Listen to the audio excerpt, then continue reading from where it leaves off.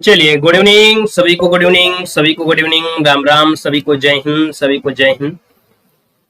उम्मीद है सब लोग अच्छे होंगे, बेहतर होंगे, लाजवाब होंगे, स्वस्थ होंगे, मस्त होंगे, लाजवाब होंगे।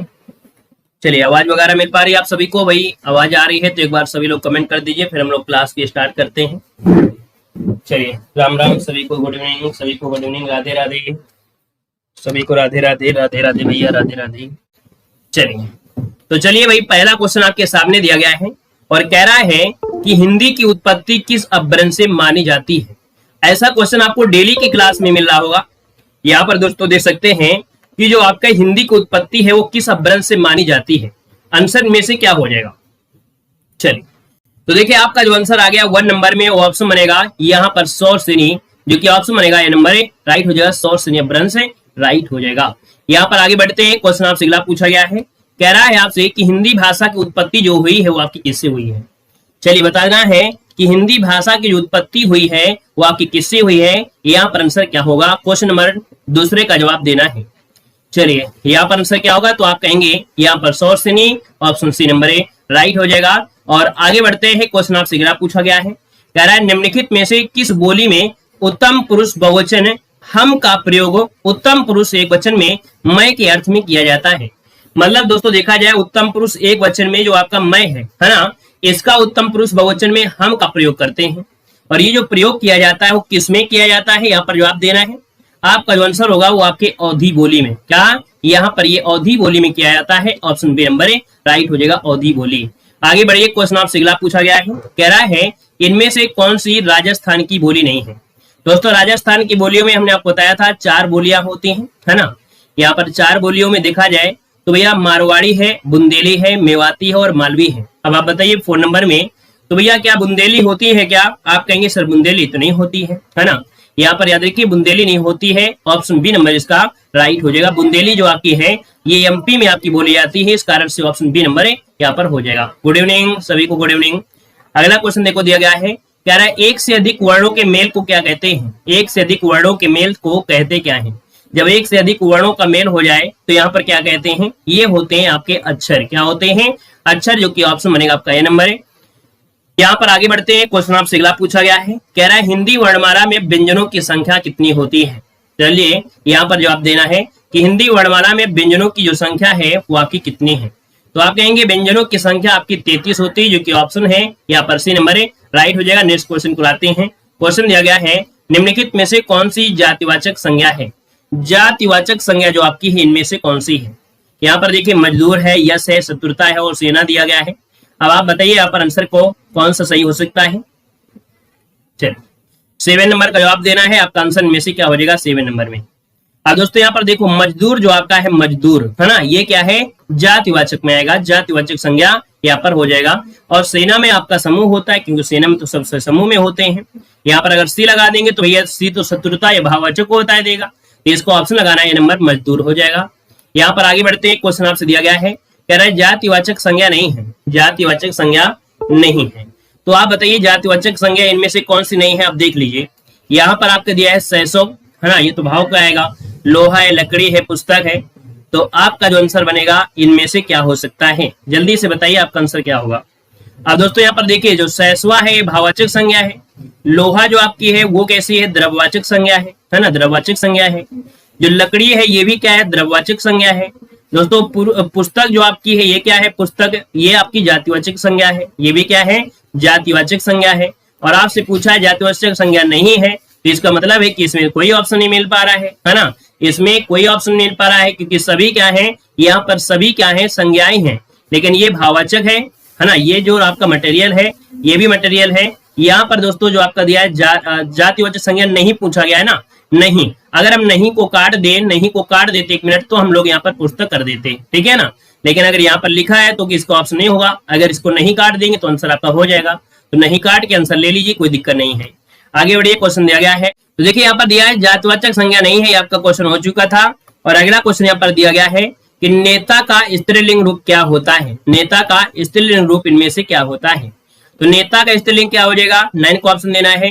तो नेता का हो जाएगा नेत्री, जो कि ऑप्शन बनेगा ए नंबर है, यहाँ पर राइट हो जाएगा नेत्री, आंसर आपका राइट हो जाएगा। ठीक है, चलिए यहाँ पर आगे बढ़िए। क्वेश्चन आपसे अगला पूछा गया है, कह रहा है इनमें से पुल्लिंग शब्द आपको बताना है। पुल्लिंग शब्द जो आपका है इनमें से क्या हो जाएगा, चलिए यहाँ पर बताना है इनमें से पुल्लिंग शब्द जो आपका है कौन सा है। यहाँ पर देखिए 10 नंबर में 10 की अगर बात करते हैं तो देखिए यहाँ पर दिया गया है दया, निधनता, बुढ़ापा और आपका दुर्घटना। यहाँ पर पुल्लिंग दिया है, दया कैसी है, निधनता कैसी है, दुर्घटना कैसी है, लेकिन बुढ़ापा कैसा है। ऑप्शन देखिए आपका बन गया है सी नंबर है, राइट हो जाएगा। नेक्स्ट क्वेश्चन को आते हैं, क्वेश्चन आपसे दिया गया है, कह रहे हैं कवि शब्द का एक वचन इनमें से क्या है। कवि शब्द किस शब्द का एक वचन है, कवि शब्द किस शब्द का एक वचन है। क्वेश्चन नंबर 11 ऑप्शन देना है। और 11 की अगर बात कर लेते हैं तो दोस्तों ये आपका हो जाएगा कवि वृंद, है ना। कवि वृंद का ये एक वचन आपका है, ऑप्शन बनेगा आपका ए नंबर हो जाएगा। अगले क्वेश्चन को आते हैं, क्वेश्चन आपसे दिया गया है, यहाँ पर आपसे कह रहा है वचन बदलना है। लड़कियां दोस्तों एक वचन में करना है। अगर लड़कियों को अगर आप एक वचन में करेंगे तो आपका जवाब क्या हो जाएगा, तो यहाँ पर दोस्तों यहाँ पर लड़की हो जाएगा, जो कि ऑप्शन ए नंबर है, राइट हो जाएगा। अगला क्वेश्चन देखो यहाँ पर दिया गया है, कह रहा है मुझे किस प्रकार का सर्वनाम है। मुझे किस प्रकार का सर्वनाम है, मुझे किस प्रकार का सर्वनाम है। चलिए साफ नहीं दिख रहा है, सबको तो दिख रहा है भाई, क्यों भाई, सबको तो दिख रहा होगा, कह रहे हैं हमको दिख नहीं रहा। चलिए देखिए 13 नंबर में यहाँ पर जो आपका आंसर है वो आपका राइट क्या हो जाएगा, तो आपका ये हो जाएगा, ये उत्तम पुरुष आपका है, क्या हो जाएगा, उत्तम पुरुष। मुझे जो आपका है उत्तम पुरुष बनेगा।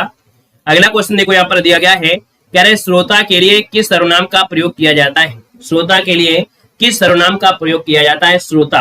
अब देखो हमने बताया था कि जो श्रोता होता है इसमें से जो सर्वनाम होगा कौन सा हो सकता है। चलिए यहाँ पर जो आंसर बनेगा क्या हो जाएगा, तो भैया श्रोता जो होता है वो मध्यम पुरुष में, यहाँ पर जो आंसर आपका है वो आपका बी नंबर है, राइट हो जाएगा। मध्यम पुरुष इसका राइट हो जाएगा, मध्यम पुरुष सर्वनाम में आएगा। यहाँ पर आगे बढ़ते क्वेश्चन आपसे अगला पूछा गया है, कह रहा है प्रखर शब्द आपको बताना है, प्रखर शब्द आपका है क्या। चलिए प्रखर शब्द जो आपका है ये आपका है क्या, तो देखिए प्रखर की बात कर लेते हैं तो भैया ये क्या है, यहाँ पर प्रखर है ना, बोलते हैं प्रखर बुद्धि। कुल मिला के ये क्या है, किसी की विशेषता है, अर्थात ये विशेषण में आएगा, ऑप्शन डी नंबर है, राइट हो जाएगा। प्रखर जो आपका है विशेषण बन जाएगा। यहाँ पर आगे बढ़ते क्वेश्चन दिया गया है, आपसे कह रहा है यहाँ पर क्वेश्चन, इनमें से कौन शब्द आपका विशेषण नहीं है। इनमें से कौन शब्द आपका विशेषण नहीं है, यहाँ पर आंसर को लॉक करना है, आपको दिखाना है क्या हो जाएगा। यहाँ पर देखिए आपका जो आंसर है इनमें से क्या हो जाएगा, जल्दी से, कह रहा है विशेषण नहीं है, भयभीत, निर्भीक, भीरु और भव। देखिए आपका आंसर इनमें से क्या बनेगा, तो आप कहेंगे सर जो भव दिया गया है, भव है ना, ये भव जो दिया है विशेषण नहीं है, याद रखिएगा। भव शब्द ये विशेषण नहीं है, याद रखिएगा। भव का शाब्दिक होता है यहाँ पर जन्म। यहाँ पर अगला क्वेश्चन दिया गया है, आपसे कह रहा है कि चिड़िया आकाश में उड़ रही है, वाक्य में उड़ रही जो शब्द है आपका है क्या। चिड़िया आकाश में उड़ रही है ना, वाक्यांश में आपको बताना है, आपका आंसर क्या हो जाएगा।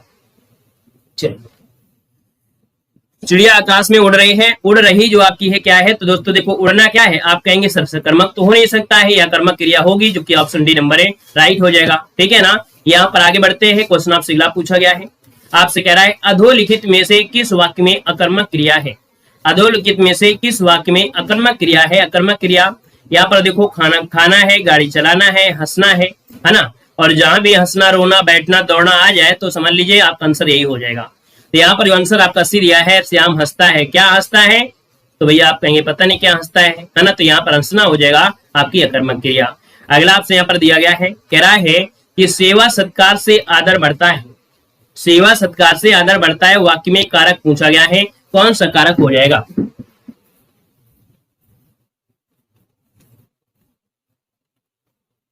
चलो यहाँ पर दिया है सेवा सत्कार से आदर बढ़ता है, और कारक अगर पूछ लिया है तो आप बताइए क्या आंसर हो सकता है। तो दोस्तों यहाँ पर देखिए करण से, सेवा से है ना, करण से भाई, करण से के द्वारा है ना, सेवा के द्वारा सत्कार आदर बढ़ता है, तो आपका आंसर बी नंबर है, राइट हो जाएगा। अगला क्वेश्चन देखो दिया गया है, कह रहा है यहाँ पर क्वेश्चन कि से कामा के द्वारा किस कारक का प्रसर्ग है। से कामा के द्वारा ये किस में आता है, ये जो आपका प्रयोग होता है किस में होता है, तो भैया ये होता है करणमय होता है, ऑप्शन बी हो जाएगा, करण हो जाएगा, क्योंकि अपादान में तो होगा नहीं। यहाँ पर आगे बढ़ते हैं, क्वेश्चन आपसे अगला पूछा गया है, कह रहा है वह खा रहा था, मैं खा रहा था, कौन सा काल है। वह खा रहा था, खा रहा था में जो काल है वो आपका कौन सा है, यहाँ पर जवाब देना है। आंसर इनमें से क्या हो जाएगा, जल्दी से बताइए। खा रहा था है ना, अभी खाना खाया तो नहीं है, पूरी तरीके से खाना खा गया है। खा रहा था मतलब एक क्रिया बाकी है, अर्थात ये क्या है, अपूर्ण भूतकाल है। तो ऑप्शन बनेगा यहाँ पर बी नंबर, ये अपूर्ण भूतकाल हो जाएगा। यहाँ पर आगे बढ़ते क्वेश्चन आपसे अगला दिया गया है कि लोग बड़ी बड़ी गाड़ियां लेकर आ रहे थे, वाक्य का काल पहचानना है। यहाँ पर बताइए आपका आंसर क्या हो जाएगा। कह रहे लोग बड़ी बड़ी गाड़ियां लेकर आ रहे थे, तो आ रहे थे ना, अभी आए तो नहीं है, आ रहे थे ना, तो यहाँ पर क्या होगा, ये भी हो जाएगा अपूर्ण भूतकाल, आपका है आंसर बनेगा आपका बी नंबर।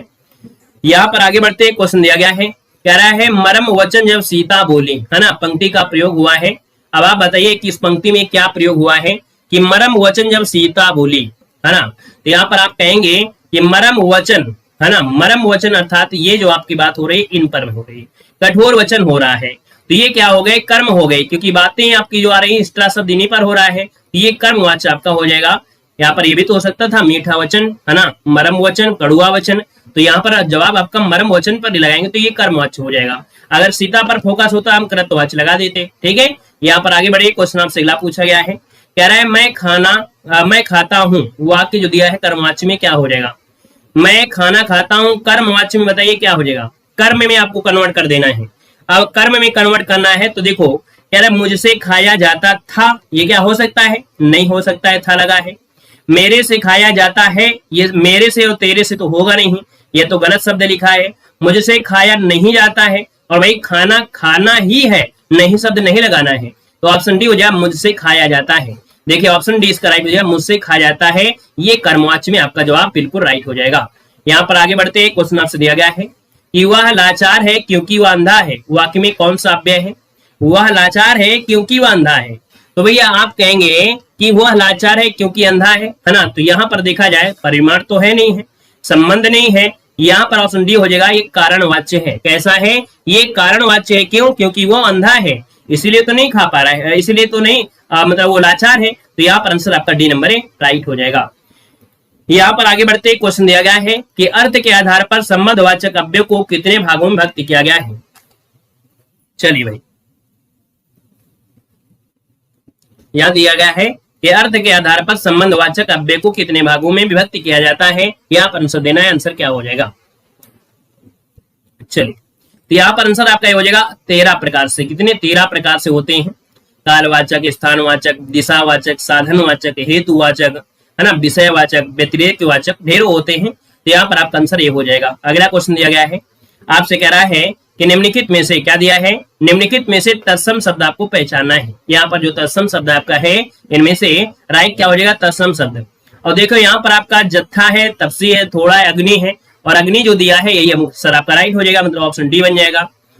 अगला क्वेश्चन यहाँ पर दिया गया है, आंसू का तत्सम रूप पूछा गया है, आंसू का तत्सम क्या होता है, आंसू का तत्सम क्या हो जाएगा। यहाँ पर दी गया कि आपका आंसू का तत्सम क्या हो जाएगा, तो आप कहेंगे सर अश्रु होता है, अश्रु जो कि ऑप्शन है आपका सी नंबर है, राइट हो जाएगा, अश्रु हो जाएगा।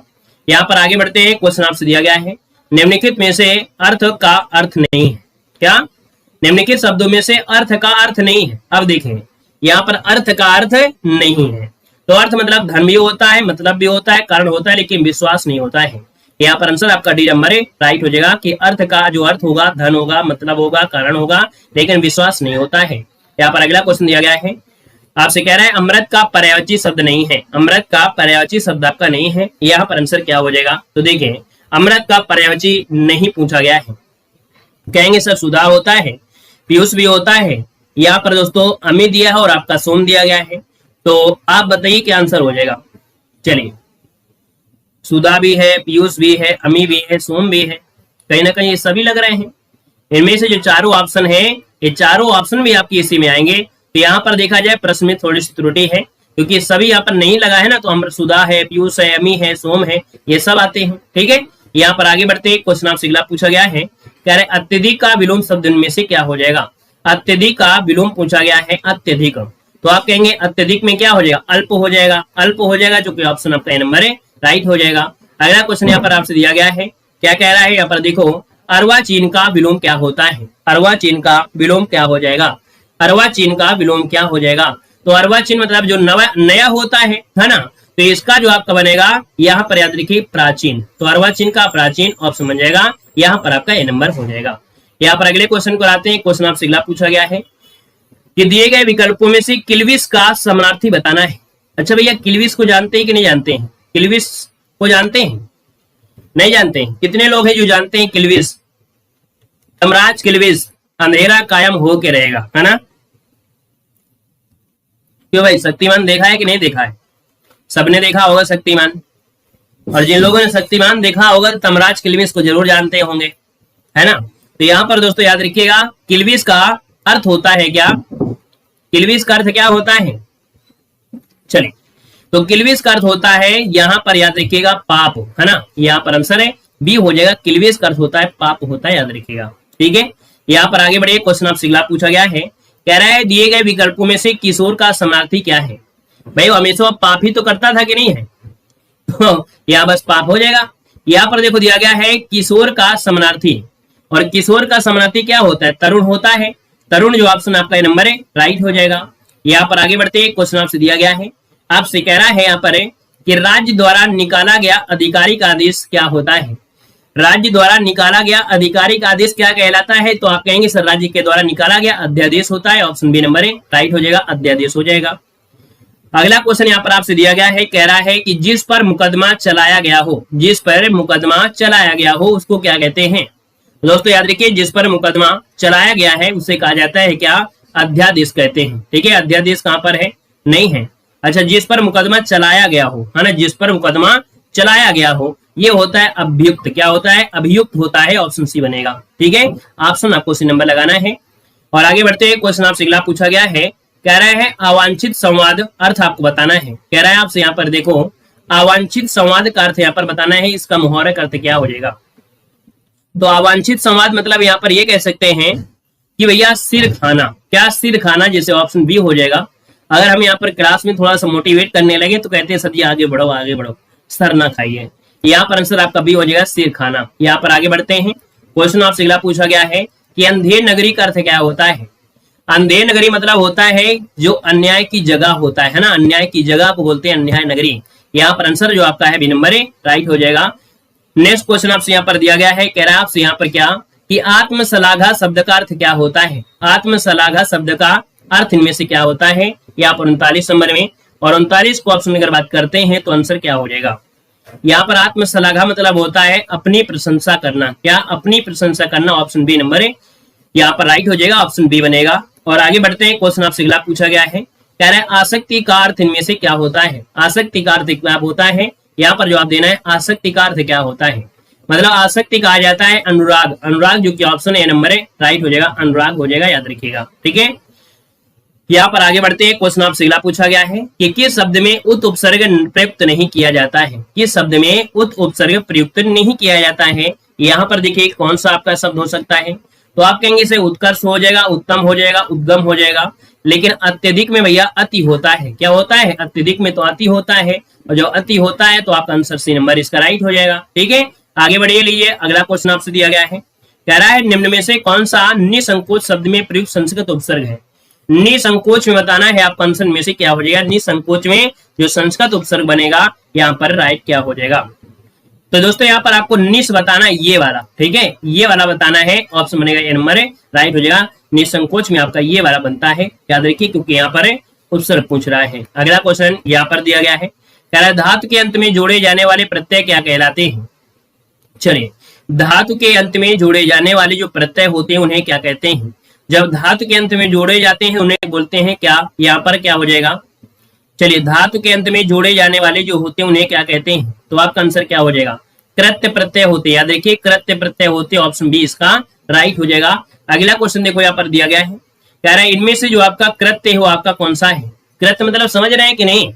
जो हम इसे पढ़ाए चले जा रहे हैं और आप उड़ाए चले जा रहे हैं। कृत्य मतलब होता है भैया क्रिया, है ना? मतलब ऐसे प्रत्यय ढूंढना है जो आपकी क्रिया से बना हो, और जो आपके संज्ञा से, सर्वनाम से, विशेषण से होते हैं वो तद्धित होते हैं। तो यहाँ पर मिठाई, लड़ाई, दवाई और ताई, तो भाई आप बताइए क्रिया क्या है इसमें से? आप कहेंगे क्रिया है लड़ाई, तो बस ये हो गया कृदंत। कासे क्रिया, कासे कृदंत, मतलब क्रिया के अंत में अगर होते हैं प्रत्यय तो आपके कृदंत हो जाते हैं। अगर संज्ञा, सर्वनाम और विशेषण के पीछे आपके होते हैं तो वो आपके तद्धित हो जाते हैं। यहाँ पर आगे बढ़िए, क्वेश्चन दिया गया है, आपसे कह रहा है कि मात्र ऋणम का शुद्ध संधि छेद बताइएगा। इसका अगर संधि करते हैं, इसको तोड़ते हैं तो देखो सबसे पहले एक शब्द निकल आएगा मात्र, और क्या निकलेगा? यहाँ पर निकलेगा ऋणम। यहाँ पर आंसर बी इसका राइट हो जाएगा। याद रखिए इसका आंसर जो आपका है वो राइट हो जाएगा बी नंबर।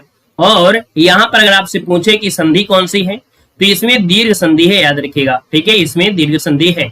यहाँ पर आगे बढ़िए, क्वेश्चन आपसे दिया गया है, कह रहा है रत्नाकर में संधिविच्छेद बताना है। रत्नाकर में संधिविच्छेद क्या होता है?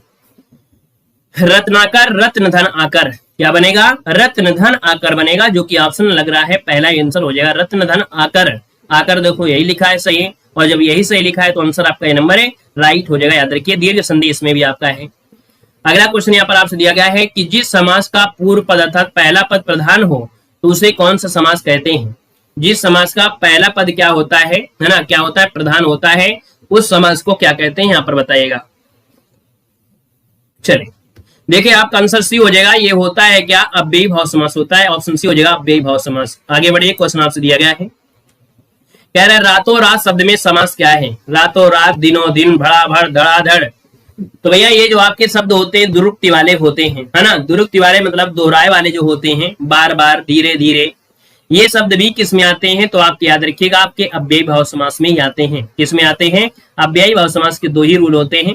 यहाँ पर आंसर आपका सी नंबर है राइट हो जाएगा। नेक्स्ट क्वेश्चन में आते हैं। क्वेश्चन दिया गया है, चलिए यहाँ पर दिया गया है कि वे वाक्य सरल वाक्य कहलाते हैं जिनमें, हमने इसके पहले भी क्लास में बताया था कि सरल वाक्य की परिभाषा आपको याद है कि नहीं याद है? नहीं याद है तो आप देख लीजिए सरल वाक्य क्या होते हैं, कि जिसमें एक ही उद्देश्य हो और एक ही विधेय हो, ठीक है ना। एक ही उद्देश्य होगा और एक ही यहाँ पर क्या होगा? विधेय होगा, ठीक है ना। तो यहाँ पर जो आंसर आपका है वो राइट हो जाएगा, आपका सी नंबर हो जाएगा। मान लो जैसे हमने बता दिया सलमा घर जाती है, क्या हमने बताया कि सलमा घर जाती है, कहां पर है? घर जाती है, सलमा घर जाती है। अब आप कहेंगे सर ये वाक्य सरल में है ना, क्योंकि यहाँ पर एक उद्देश्य है और एक यहाँ पर क्या है? यहाँ पर विधेय है। तो यहाँ पर देखिए ऑप्शन क्या होगा? सी नंबर हो जाएगा। नेक्स्ट क्वेश्चन आपका इसी से जुड़ा हुआ है, जो कि सेम दिया गया है कि सलमा घर जाती है, वाक्य कह रहा है कैसा है? ये वाक्य जो है वो कैसा वाक्य है? आपका जवाब क्या हो जाएगा? कह रहे सीता वनवास से संबंधित एक काव्य रचना कौन सी है? चलिए बताइएगा। कह रहा है सीता वनवास से संबंधित एक काव्य रचना कौन सी है?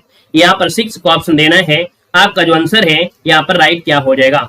हिंदी साहित्य का क्वेश्चन है, और हिंदी साहित्य की अगर बात करते हैं तो यहाँ पर दोस्तों याद रखिएगा जो प्रवाद पर्व है, क्या है? सीता वनवास से संबंधित एक काव्य रचना कौन सी है? प्रवाद पर्व है। ऑप्शन बनेगा यहाँ पर दोस्तों याद रखिएगा कौन सा? यहाँ पर ऑप्शन ए नंबर है राइट हो जाएगा। अगला दिया गया है ज्ञान दीप किसकी रचना है? ज्ञान दीप किसकी रचना है? ज्ञान दीप किसकी रचना है? यहाँ पर जवाब देना है। चलिए भाई यहाँ पर जवाब देते हुए चलेंगे। जितने भी यहाँ पर शेर शेरनी जुड़ते चले जा रहे हैं, वो लोग नए हैं तो चैनल को सब्सक्राइब भी करिएगा, ठीक है ना। यहाँ पर अगर आप लोग पहली बार जुड़ रहे हैं तो सब्सक्राइब भी करिएगा, पता भी चल पाए कि नहीं आप लोग हमारे चैनल से जुड़ रहे हैं। तो जय हिंद जरूर लिखिएगा, ठीक है, जय हिंद जरूर लिखेंगे। यहाँ पर देखो दिया गया है कि ज्ञान दीप किसकी रचना है? तो 7 का ऑप्शन आपका सी नंबर शेख नबी की है। किसकी है? शेख नबी की। ऑप्शन राइट हो जाएगा, यहाँ पर सी नंबर है। और अगला दिया गया है जयशंकर प्रसाद की पहली कहानी कौन सी है? तो ये क्वेश्चन आपको पहले पढ़ाया गया था, जयशंकर प्रसाद की पहली कहानी। तो आप बताइए जयशंकर प्रसाद की पहली कहानी कौन सी थी? तो ये ग्राम थी दोस्तों, ग्राम। ऑप्शन बनेगा पे नंबर है राइट हो जाएगा। कल ये कमेंट बॉक्स में उन्हें पूछा भी था, है ना, ये कल हो गया था, लेकिन यहीं से आपका क्वेश्चन नंबर 8 जो आपका होमवर्क दिया गया था, तो ग्राम इसका आंसर है राइट हो जाएगा, याद रखिएगा, ठीक है ना। यहाँ पर आगे बढ़िए, क्वेश्चन आपसे अगला पूछा गया है, कह रहा है रामचरितमानस की जो रचना किया है किसने किया था? यहाँ पर आंसर क्या होगा? तो रामचरितमानस की रचना किस कवि ने की थी? रामचरितमानस की रचना किस कवि ने किया था? देखिए आपका आंसर क्या हो जाएगा? यहाँ पर आपके तुलसीदास जी इसका ऑप्शन है, यहाँ पर राइट हो जाएगा। अगर हम पूछे गोदान का जो लेखक इनमें से है कौन सा है? गोदान का जो लेखक है इनमें से कौन हो जाएंगे? चलिए गोदान की अगर पूछा गया है गोदान के लेखक कौन है, तो आपका आंसर तुरंत आना चाहिए कि गोदान गबन सेवा सदन है, अर्थात यहाँ पर जो निर्मला, अर्थात यहाँ पर दोस्तों प्रेमचंद आपका आंसर है राइट हो जाएगा। यहाँ पर आगे बढ़ते हैं, क्वेश्चन आपसे अगला पूछा गया है। यहाँ पर आपसे कह रहा है हिंदी का प्रथम समाचार पत्र, जो कि देख सकते हैं कि 1826 ईस्वी में कहां से प्रकाशित किया गया था? हिंदी का प्रथम समाचार पत्र जो कि 1826 में कहां से प्रकाशित किया गया? ऑप्शन में से क्या हो जाएगा? तो आप कहेंगे सर ये आपका प्रकाशित किया गया था ऑप्शन डी कोलकाता से, है ना, और कोलकाता से थे। और पंडित जो आपके जुगल किशोरी जो कानपुर के निवासी थे, वो कहीं ना कहीं दोस्तों देखा जाए इन्होंने प्रकाशित किया था। यहाँ पर दिया है सूर सागर के रचयिता कौन है? सूर सागर के रचयिता कौन है 12 नंबर में? तो सूर सागर के रचयिता यहाँ पर कौन हो जाएंगे? सूरदास हो जाएंगे। यहाँ पर आंसर आपका डी नंबर है, राइट हो जाएगा, सूरदास हो जाएगा। और अगला क्वेश्चन यहाँ पर आपसे दिया गया है, निम्नलिखित में से रीत काल का कवि कौन है? यहाँ पर देखिए रीत काल के कवि इनमें से कौन है? रीत काल के कवि, यहाँ पर देखिए रीत काल के कवियों में आपका जो स्थान आता है भैया आपके जो बिहारी है ना, बिहारी है ना, तो बिहारी जी रीत काल में आएंगे। सूरदास जी कौन से काल के संत कवि हैं? सूरदास जी कौन से काल के संत कवि हैं? सूरदास जो आपकी भक्ति करते थे, और भक्ति करते थे तो ऑप्शन कहेंगे भक्ति काल से जुड़े हैं। अगला है, निम्नलिखित में से कौन सी रचना सूरदास जी की नहीं है? सूरदास जी की नहीं है, यहाँ पर 15 का ऑप्शन देना है। तो चलिए 15 की अगर बात कर लेते हैं तो आप देखिए यहाँ पर आप कहेंगे कि भैया सूर सारावली है, साहित्य लहरी है, सूरसागर है, लेकिन भैया जो आपकी रमैनी है, रमैनी तो इनकी नहीं है। ये किसकी है? कबीर की है। ठीक है, ये किसकी है? कबीर की है। तो यहाँ पर आंसर आपका सी हो जाएगा। यहाँ पर आगे बढ़ते हैं, क्वेश्चन आपसे अगला पूछा गया है, कह रहा है हिंदी साहित्य को कितने कालखंडों में विभाजित किया गया है? हिंदी साहित्य को कितने कालखंडों में विभक्त किया गया है? आंसर बनेगा यहाँ पर क्या? तो आप कहेंगे सर 4 कालखंडों में विभाजित किया गया है। ऑप्शन यहाँ पर डी नंबर है, राइट हो जाएगा। और अगला दिया गया है, आधे अधूरे किस विधा की रचना है? आधे अधूरे किस विधा की रचना है? यहाँ पर जवाब देना है। यहाँ पर 16 नंबर की अगर बात करते हैं तो ऑप्शन क्या हो जाएगा? यहाँ पर आधे अधूरे जो है वो आपकी किस विधा की रचना है? जल्दी से बताइए, आधे अधूरे किस विधा की रचना है? तो दोस्तों यहाँ पर याद देखिए ये नाटक है। क्या है? नाटक है दोस्तों, याद रखिए नाटक, इसका आंसर राइट हो जाएगा। जो आपके मोहन राकेश थे, कौन है? मोहन राकेश के द्वारा ये नाटक आपका है। अगला आपसे यहाँ पर देखो दिया गया है, क्वेश्चन कह रहा है यहाँ पर पॉइंट कि सूरदास के पदों में कौन सा रस नहीं पाया जाता है? याद रखिएगा जो आपके सूरदास हैं और सूरदास के पदों में कौन सा रस नहीं पाया जाता है? 18 नंबर में। तो दोस्तों आपका डी नंबर, भयानक रस नहीं मिलता है, भयानक रस नहीं मिलता, ऑप्शन डी हो जाएगा। निम्नलिखित में से छायावादी रचनाकार कौन है? छायावादी रचनाकार इनमें से 19 नंबर आपसे पूछा गया है, और आप बताइएगा कि छायावाद रचनाकार इनमें से कौन बनेंगे? आंसर दीजिएगा।